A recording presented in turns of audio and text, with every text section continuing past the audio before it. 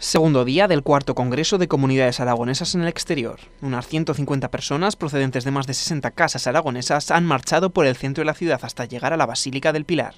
En ella han depositado una ofrenda floral y algunos han besado a la Virgen.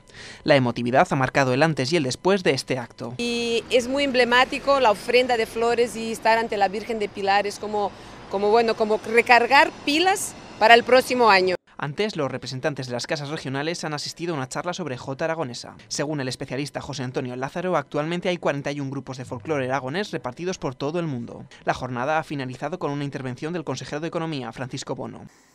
Bueno, ya esto, ¿qué voy a decir aquí, ¿no? Los aragoneses somos, o al menos nos sentimos especiales, tenemos una posición estratégica envidiable y bueno, yo creo que estamos convencidos de que uno de los ingredientes de este carácter es la variedad de nuestros paisajes, ¿no? En ella ha hablado del carácter aragonés y la economía de la comunidad.